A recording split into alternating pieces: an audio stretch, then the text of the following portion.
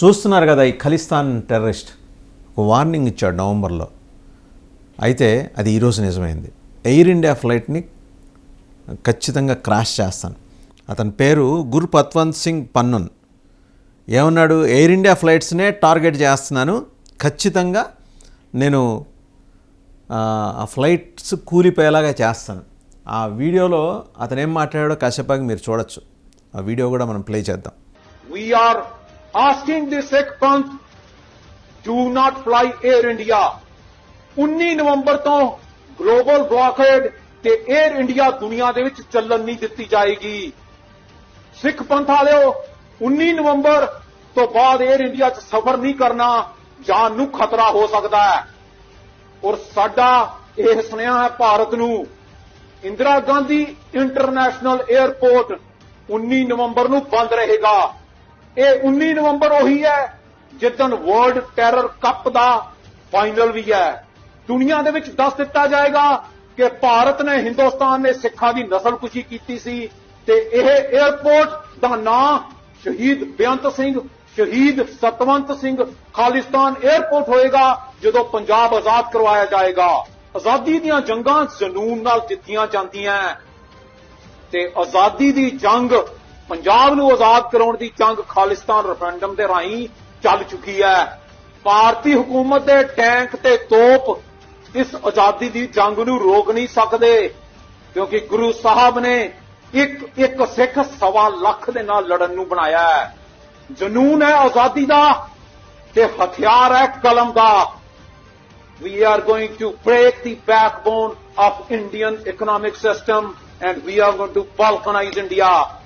19 ਨਵੰਬਰ ਤੋਂ ਸਿੱਖ ਪੰਥ ਵਾਲਿਓ air India ਵਿੱਚ సఫర్ नहीं करना, జాన్ ను ఖతరా हो सकता। అతను ఏంటంటే సిక్స్ ఫర్ జస్టిస్ అని ఒక ఆర్గనైజేషన్ పెట్టుకున్నాడు, SFJ అని. ఎయిర్ ఇండియా ఫ్లైట్స్ నవంబర్ 1 నుంచి 19 మధ్య ఏం తిరిగినా సరే వాటిని టార్గెట్ చేస్తున్నాను, వాటిని పేల్చేస్తాను. అది సిక్ జెనోసైడ్, అంటే సిక్కుల ఊచకోత జరిగి 40 ఏళ్ళైన సందర్భంగా అతను చేసిన ఒక భీషణ ప్రతిజ్ఞ. అతను ఇవాళ ఈ అహ్మదాబాద్లో కూలిపోయిన AA-171 క్రాష్ వెనక ఉన్నాడు with the help of ISI అనే ఒక అనుమానం. ISI ఉంది, అల్ ఖైదా ఉంది, అండ్ దెబ్బతిన్న లష్కరే తోయిబా ఉంది, హిజ్బుల్ ముజాహిదీన్ ఉంది, అలాగే ఇంకా వేరే గ్రూప్ లష్కరే తోయిబా, హిజ్బుల్ ముజాహిదీన్ అండ్ మిగిలిన 4-5 ఐసిస్, హమాస్, ఇవన్నీ కూడా ఉన్నాయి. అతను ఏమంటాడంటే ఆ రోజు సిక్స్ ఫర్ జస్టిస్ తప్పున ఒక పబ్లిక్ వీడియో వార్నింగ్ ఇచ్చాడు. Air India flights flying between November 1 and 19. ఎందుకంటే సిక్కుల ఊచకోత జరిగి లాస్ట్ ఇయర్కి అప్పటికి 40 ఏళ్ళైన సందర్భాన్ని పురస్కరించుకొని అతను ఈ వార్నింగ్ ఇచ్చారు. The attack could happen during this period which coincides with the 40th anniversary of what he referred to as the Sikh genocide. అతని భావనలో సిక్కుల ఊచకోతకు సంబంధించి జరిగిన అన్యాయం, ఆ రోజే సిక్కు జాతికి జరిగిన అన్యాయానికి ప్రతీకారంగా ఎయిర్ ఇండియా ఫ్లైట్స్ని కూల్చేస్తానని. This follows a series of over 100 bomb threats against Indian airlines. 100కి పైగా బాంబ్ థ్రెట్స్ ఇండియన్ ఎయిర్లైన్స్కి వచ్చినాయి, including air India. Reported in the month of October 2024. So far these threats have all been hoaxes. అయితే అవన్నీ hoax call అని తేలిపోయింది. But అది ఇవాళ నిజమైంది. అహ్మదాబాద్లో AA-171 కూలిపోయిన తర్వాత 870 అడుగుల ఎత్తు నుంచి హఠాత్తుగా మెడికల్ కాలేజీ భవనం మీదకి అలా కూలిపోయి అది చేసిన కూలిపోయిన సందర్భంగా జరిగిన హింస, విధ్వంసం, ఇవన్నీ మనం చూసాం. 240 మంది ప్రాణాలు గాల్లో కలిసిపోయినాయి. అన్ఫార్చునేట్. పన్నన్ హిస్టరీ గురించి చేస్తే అతనికి డ్యూయల్ సిటిజన్షిప్ ఉంది. కెనడాలో ఉంది, యునైటెడ్ స్టేట్స్ ఆఫ్ అమెరికాలో ఉంది, and no stranger to making similar threats during this time of year. అతను చాలా సందర్భాల్లో ఈ రకమైన హెచ్చరికలు, వార్నింగ్ చేసుకుంటానే వచ్చాడు. నవంబర్ 2023లో కూడా ఢిల్లీలో ఉన్న ఇందిరాగాంధీ ఇంటర్నేషనల్ ఎయిర్పోర్ట్ ని హెచ్చరిక చేశాడు అతను, దాన్ని పేల్చేస్తానని. ఆ పేరు మార్చకపోతే పేల్చేస్తానని చెప్పి హెచ్చరిక చేశాడు.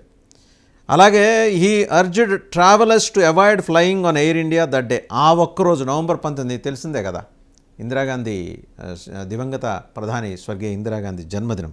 ఆ ఒక్కరోజు ఎవరు ట్రావెల్ చేయమాకండి ఎయిర్ ఇండియా ఫ్లైట్స్లో అని కూడా.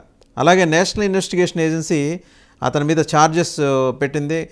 Charged him with offence including criminal conspiracy and promoting enmity between different religious groups under India's unlawful activities prevention act UAPA కింద అతని మీద కేసులు కూడా పెట్టింది.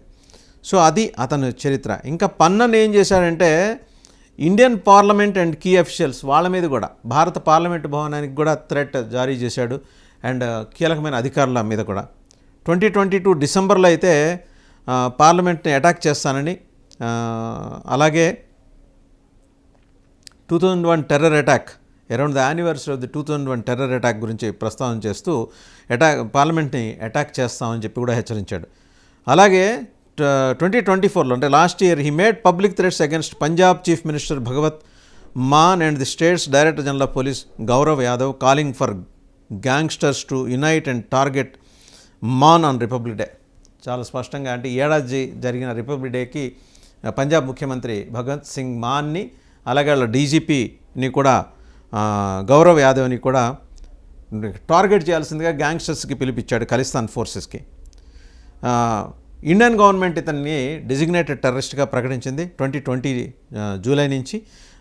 టెర్రరిస్ట్గా ఇతను ముద్ర పడింది India's minister of home affairs లెక్క ప్రకారం ఇతను డెసిగ్నేటెడ్ టెర్రరిస్ట్. అండ్ ఇతను facing multiple charges including sedition and promoting secessionism. He leads SFJ, an organization that advocates for the creation of an independent Sikh state. తెలిసిందే ఖలిస్తాన్ మాదిరే స్వతంత్ర sick రాజ్యం ఉండాలి, sick దేశం ఉండాలి అనేది ఇతని భావన. And he has been banned by the Indian government for anti national and subversive activities. అలాగే ఇతని మీద మర్డర్ ప్లాట్ కూడా ఒక హత్యాయత్న నేరం కూడా ఉంది. హత్యాయత్న నేరం.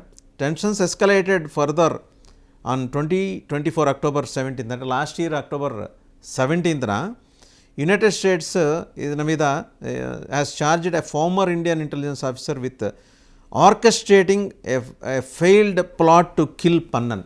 ఇది ఇక్కడ మనం చెప్పుకోవాల్సింది ఏంటంటే మనకి స్ట్రెయిన్డ్ రిలేషన్స్ ఉన్నాయి కెనడాతోటి.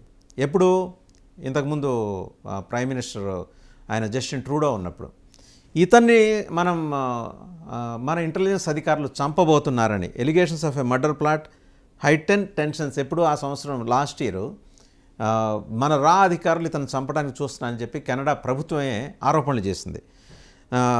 అంటే అది ఫిటైల్ అయింది ఆ అటెంప్ట్ అని చెప్పేసి కెనడా ప్రభుత్వమే చెప్పింది. Indian government has strongly denied these accusations calling them unfounded. అయితే భారత ప్రభుత్వం డినై చేసింది. అతన్ని పన్నన్ని చంపాల్సిన నెసెసిటీ భారత ప్రభుత్వానికి లేదు. అతను అక్కడేదో వేరే కుంపటి పెట్టుకున్నాడు. భారతదేశానికి సంబంధించి మాత్రం అతను designated terrorist minister of home affairs లెక్క ప్రకారం. గవర్నమెంట్ ఆ రోజు జయశంకర్ మన విదేశాంగ శాఖ మంత్రి అయితే చాలా స్పష్టంగా చెప్పారు, I'm not aware of any specific threat today but we have seen threats in the past to our airlines, to our parliament, to our diplomats and high commissions and our leaders and all that is a source of concern.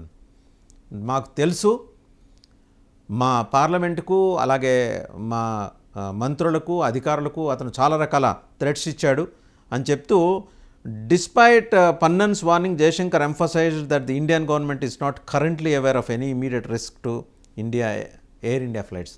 అది last year మాట. ఇప్పుడు జయశంకర్ ఆ రోజు ఇతను ఏమన్నాడు, పన్నన్ ఏమన్నాడు, November 1 నుంచి 19 మధ్య ఎయిర్ ఇండియా ఫ్లైట్స్ని పేల్ చేస్తా అన్నాడు. అయితే అటువంటి థ్రెట్ మాకేమీ లేదు, ఆ రిస్క్ మాకేమీ లేదని జయశంకర్ చెప్పారు. కానీ ఈరోజు నిజమైంది. ఇతను పన్నన్ ఐఎస్ఏతో కలిశాడు, హిజ్బుల్ ముజాహిదీన్తో కలిశాడు, లష్కరే తోయిబాతో కలిశాడు, ఇంకా వేరు ఐసిస్ అండ్ హమాస్ ఈ గ్రూప్స్ అన్నీ కలిసి ఆర్గనైజ్ చేసిన ఇదే ఈ కుట్ర అనేది అర్థమవుతోంది.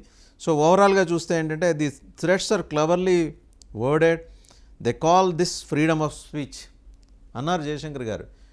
భావ ప్రకటనా స్వేచ్ఛ కేటగిరీలోకి ఇవన్నీ వస్తాయని చెప్పేసి మన్నన్ చెప్పుకుంటూ వచ్చాడు. కానీ వాస్తవంగా అది కాదు కదా. ఒకటి డిజిగ్నేటెడ్ టెర్రరిస్టు, ఒక దేశానికి వ్యతిరేకంగా ఒక కాన్స్పిరసీ థియరీ నడుపుతున్నవాడు, దానికోసం ఉద్యమాలు కెనడాలో నిర్మించినవాడు, దానికి కెనడా అప్పటి ప్రభుత్వం మద్దతు ఇచ్చింది, అప్పటి ప్రధాని జస్టిన్ ట్రూడో మద్దతు ఇవ్వటం. ఈ గందరగోళం మనకి కెనడాకి మధ్య జరిగిన ఒక రకంగా వెర్బల్ డ్యూయల్, రెండు దేశాల మధ్య ఘర్షణపూరిత వాతావరణం నెలకొంది. కొత్తగా ప్రధానమంత్రి మారిన తర్వాత తిరిగి G7కి మన ప్రధానమంత్రిని కొత్త కెనడా ప్రధాని ఆహ్వానించడం ఇవన్నీ మనకు తెలిసిన విషయాలే. ఒకటే, ఈరోజు air India flight A171 crash అయిన నేపథ్యంలో కెనడా భారత్ సంబంధాల మధ్య తిరిగి ఒక కొత్త అధ్యాయం మొదలు కాబోతోంది. కొత్తగా ఏదో మెల్లమెల్లగా గాయాలన్నీ మర్చిపోతున్న తరుణంలో ఈరోజు పన్నన్ అప్పుడెప్పుడో చెప్పినది నవంబర్ 1, 19, 2024 మధ్యలో 2024 నవంబర్ 1 నుంచి 19 మధ్యలో జరగాల్సిన ఎయిర్ ఇండియా ఫ్లైట్ క్రాష్ ఈరోజు జరిగింది. కాబట్టి we cannot rule out the involvement of this Khalistani terrorist. ఇది సంగతి.